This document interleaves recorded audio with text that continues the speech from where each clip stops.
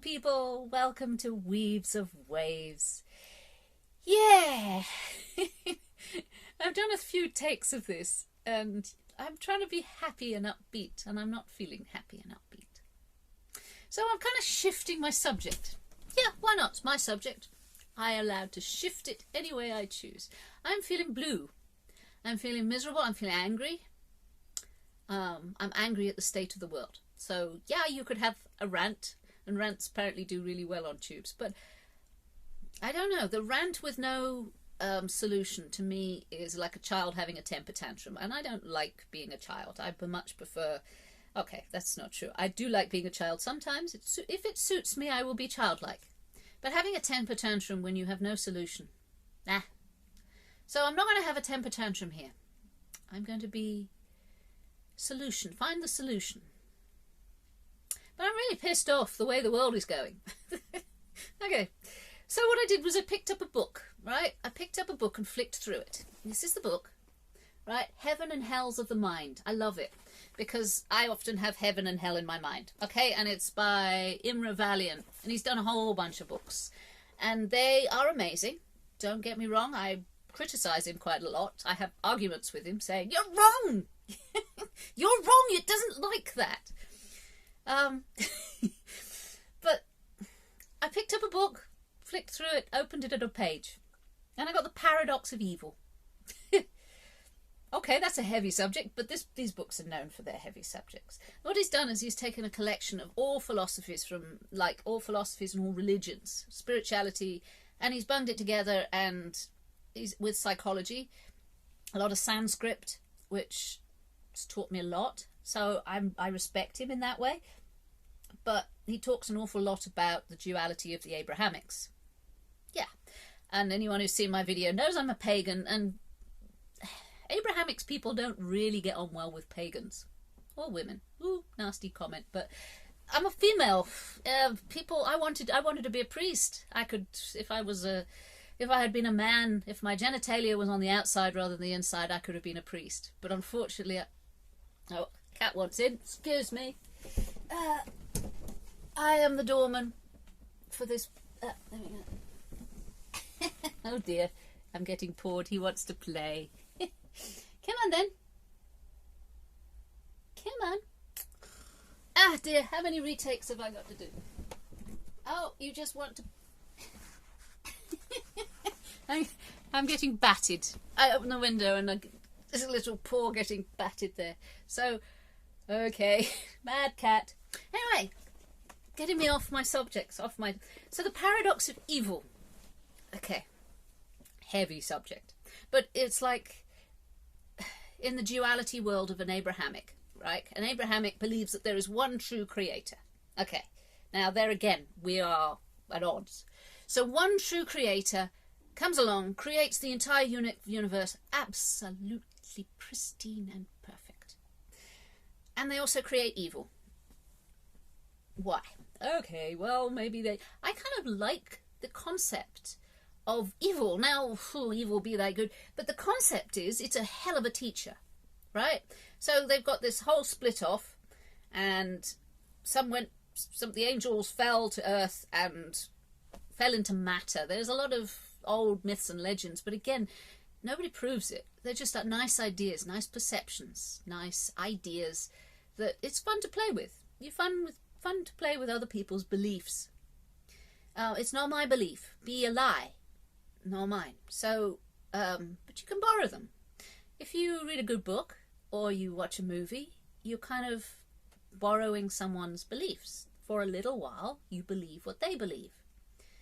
And yeah, so for a little while I will acknowledge this belief. My beliefs are not fixed. I have a foundation that is me, but that's mine. I can't share it, or I can't give it to you or sell it to you because it's mine. Why would you want it? Get one of your own. But the Abrahamics' duality, where they have a total perfect God and a total perfect nemesis. And there's a paradox, because perfect God wouldn't create imperfection. And they're saying that the whole of evil is actually just imperfections. I'm totally imperfect. I have never been perfect. I don't aspire to being perfect. Nature around me is imperfect, so I'm evil. So you just shrug your shoulders and say, okay, label me as you such. See fit. But okay, let's see. Evil is a limited perception. So you're saying that evil is ignorance. Now we might have a common ground on that. I don't like being ignorant of something. I have a vague understanding of most things. Algebra and physics I struggle with, but I've struggled an awful lot with quantum physics. Vague understanding is not ignorance. I might get the wrong point of view sometimes, and I will acknowledge that. I don't have to be right, and I don't have to be perfect. In fact, the struggle to attain perfection, that's a Buddhist thing, and I don't understand that either. So I don't want to be perfect. I rejoice in my imperfections sometimes. So, okay, that's where this book and I are going to sort of things work apart. But on the page that I've picked, it also goes on about Satan. Now, that Satan is, this is from the Hebrew, a tempter, one who plots against you, who tempts you to do wrong. Moralistic again. To bring about your ruin or downfall. We all have to fall. We all have to fall to rise. We all fuck up first, then we get it right. Hey, guess what? There's no such thing as a popular horned or hoofed monster so popular with some Christians. The horned and hoofed monster is my god Pan. One of my pantheons is Pan. Pan used to seduce people into the woods for satanic orgies, tempt you into wine, women, and song. Whoopsie. Well, he's a fertility god. How on earth does sort of people get born unless you have sex in a big orgy in a woods? And the children that were born were beautiful. They were welcome into the community. They were God's children, you know. So yeah, I'm reminiscing about the old days. But Satan to me is Pan, and Pan was kind of a good guy. He did his thing. So we also have Diablos, the enemy, an accuser, a slanderer, one who throws something at you, who wrongly accuses you. A wicked person or spirit. From this, the Christians got the word devil. The fallen spirits that came after the fall. So the fall was when God decided to create evil. Yeah, you see, we're dealing with illogics. Illogics and I don't get on very well. And it says, basically, somebody who throws someone who wrongly accuses you. I have to say, looking back, I have been wrongly accused many, many times. They've cut and pasted things from private conversations to make me look like an idiot. It happened, and it felt really bad, and it felt unsettling. But you know what? You really know who your friends are. You wouldn't say such a thing. That was kind of some of the nicest things anybody ever said to me, is you wouldn't say them. So, again, some things that are devilish, diablos, sort of, some things that they're actually good teachers. They showed me a way. It was uncomfortable, but lots of lessons are. So do I think that evil is wrong here, or evil is Satan or the devil? No. I think they're just damn good teachers. You have to go play with fire to know that it burns. At the end of the day, I've done some study in most areas that people think is evil and wrong. I've studied things, sorcery, blood magic, sex magic, necromancy, you name it. I've probably looked at it a little bit, and yeah, I've probably done a few rituals that people would think, oh my god, that's very, very evil, you're an evil person. So be it. It's your view. I don't share it. I am a pagan and proud. I am not an Abrahamic. So that's where I'm allowed to. I'm encouraged to go out and be tempted, go and experience the fall, if you like, and experience how the fullness of life with the light and the shadow. And it goes, I mean, if I flick through this, evil, human and cosmic. So human evil is of several grades. So you get human evil, planetary evil, systemic evil, and cosmic evil. Human evil, body evils. You see, the body is a very imperfect thing. Anybody who's had a child knows that they're not born into perfection. So, okay, you've probably got original sin in there as well. Can't be bothered. Not going to play with that. The mind, demonic mind. You see, there I have fallen. There I have fallen into the pride and arrogance and stuff. But I learn from it. You play with fire, you get burnt. So marks: violence, impatience, darkness, in truth, devious. These are the marks of the mind born of Asura, which is a demon. Fine. Planetary evil. That's calling my Gaia evil. She's the biggest teacher there is. She is nature. She is a force. She is a tangible force. I don't know. I don't think this is evil. How does one move out of a depression? By looking at evil. You see, there you go.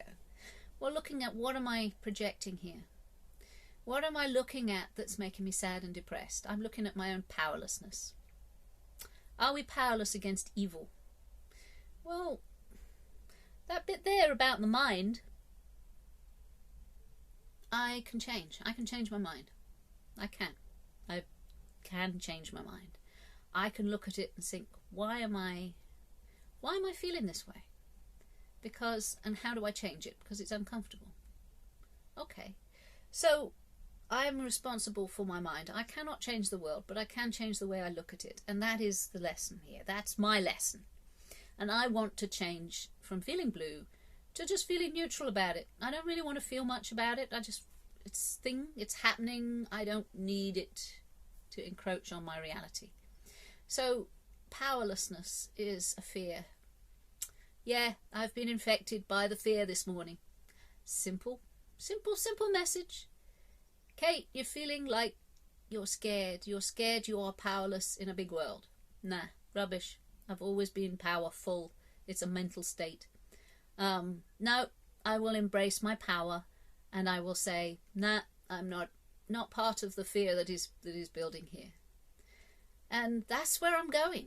That's where I'm going. I'm going to keep embracing power. And if you want to call me evil for it, okay, I've been labelled it before. But I embrace power over the fear that is building. I am strong, I am powerful, I am capable. And I will not fear the state of the world as it encroaches on my reality. I will open my arms up and I will say, come on then, bring it on. Bring it on. Come and have a go if you think you're hard enough. Always like that. Anyway, embrace your power. You're not powerless. You are a powerful being too. You don't have to comply either. Okay, I wish you well. Take care of yourselves and each other, and I love you lots. Bye now.